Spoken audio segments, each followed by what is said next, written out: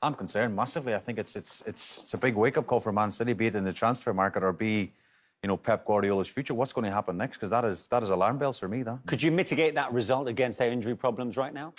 You could, but why wait for a week to go in the transfer window to get one of the richest clubs in the world? Let's not get away from Man City. Have got fantastic backers, fantastic owners. Why not get these players in a month ago so they can start the season with them? So I don't understand why you'd wait till the last week to get players in.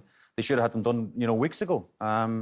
So there's a big worry on the recruitment as well. Who's going to come in to strengthen that team? They look far from the team that many have got predicted to be chasing Liverpool down for the title. They look flat today. Unless De Bruyne was going to produce an amazing pass second half and drop it on a sixpence for Raheem Sterling, I couldn't see a goal coming from anywhere else.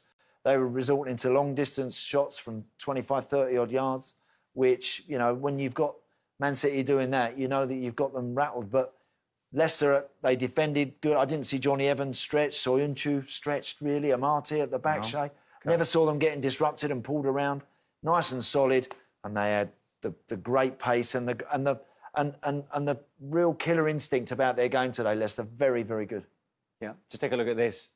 This is quite something, really. Autumn, no doubt, over Manchester City's failings. It's only right, really, we give Leicester credit, and particularly that man, who at 33... seemingly is getting better with age, Andy. He does. I think he's... the one thing I think that Jamie Vardy has always managed to maintain, he's always known what he's good at. And his best attributes are his willingness, his pace, and his just sheer endeavour. On top of that now, he's added notable class and quality with his finishing. It's a lot more accomplished now. When he makes his runs, as you get a bit older, you start to... less frequent with the runs, but there's more intensity and more intent in them. And if they keep providing him, he's gonna score plenty of goals for him again this season. I think he's an outstanding player. We have to look at that second goal. I mean, that's as cheeky as they come, isn't it, Shay? For Ederson, the goalkeeper hasn't done a lot wrong. You know, he spread himself, and it's just an unbelievable finish by Jamie Vardy. They flick it over the outcome in Ederson, but you know, we'll look again at the defender from Man City is all over the shop, to be honest. Like, but the finish on the end, Manish, is just sublime. You know, I think he's a phenomenal finisher. What about Ederson?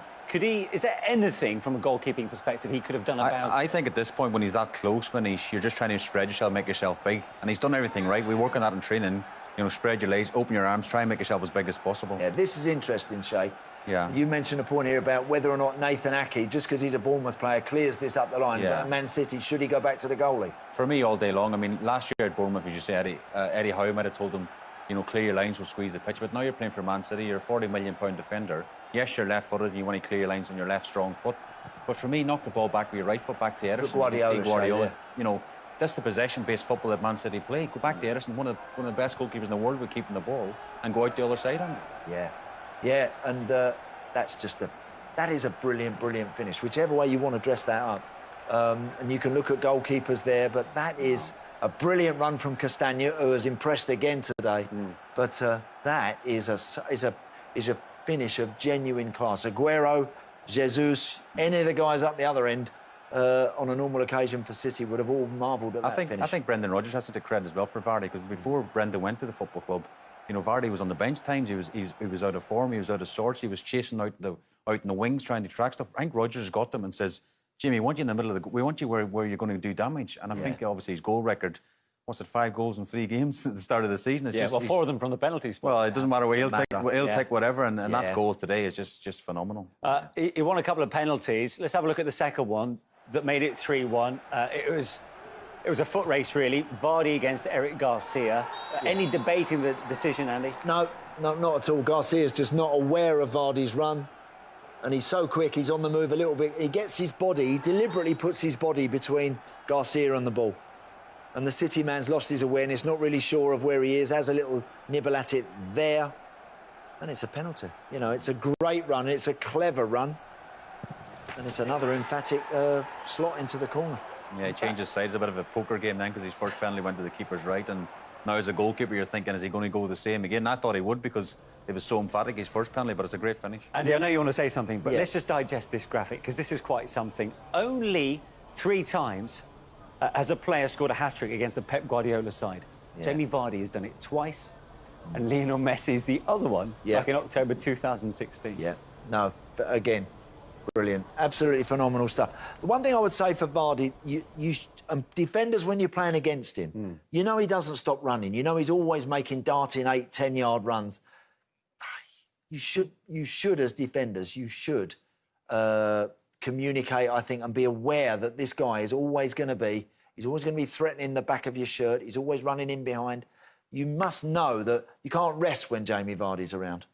You can't rest, if you don't focus and concentrate, and every penalty City give away today was avoidable if they'd have had more focus.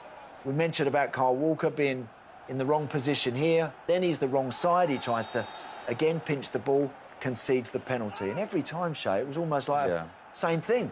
Yeah, I mean, the back four today for Man City is a real concern, a real worry. I was sort of saying off air, and Laporte's on the bench, and for me, if Laporte is fit enough to be on the bench, he's fit enough to start the game. He's their best defender, and Garcia and Ake and even the two full-backs defensively today were found wanting so many times. I mean, that's just you've seen that in the schoolyard. You go, that's a penalty. What are you doing? That's ridiculous defending. Yeah. Worst case, he's got the wrong side. Yeah, we spoke about it at half-time, but just chase him back in. He's still got to beat the keeper on a tight angle.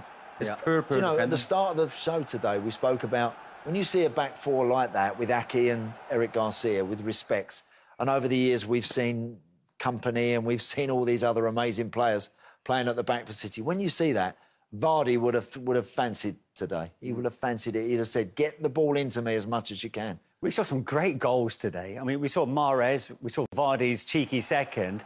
What about James Maddison's? Well, sometimes when one of these goes in, you think, could the goalie have done more? You can't do nothing about that, Shay, can you? No, it's a phenomenal strike. The only thing I would say is again, I know I'm not in Garcia's case here, but you see he's cut inside. Garcia's got to get down the throat of the ball. He's got to get closer to him.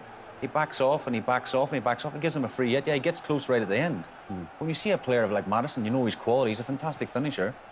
And he turns his back at the last second. And from a goalkeeping point, Andy, the Ederson has absolutely no chance. You've got to give Maddison great credit. It's a fantastic finish. He's got a load of time there, and to weigh that up. He's got too much time. You can see Andy's going to strike as a defender. Yeah. You've got to get in his face and have a false slide. If that's De Bruyne, you're playing against Kevin De Bruyne. You know, if you give him that amount of time to pick his head up, have a look, he's going to do that.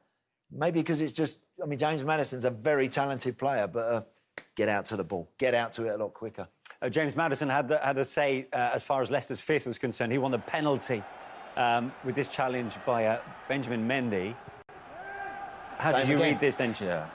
I mean, we talk about Kyle Walker in the first half. He's more worried about the full-back pushing on again, Mendy, and he forgets about Maddison. And it's really, you know, we say the referees are going to give 3 penalties in one game, but of course he has. If you make it so blatant, it's an easy decision for Michael Oliver. It's a penalty kick. You can't touch anybody in the box now.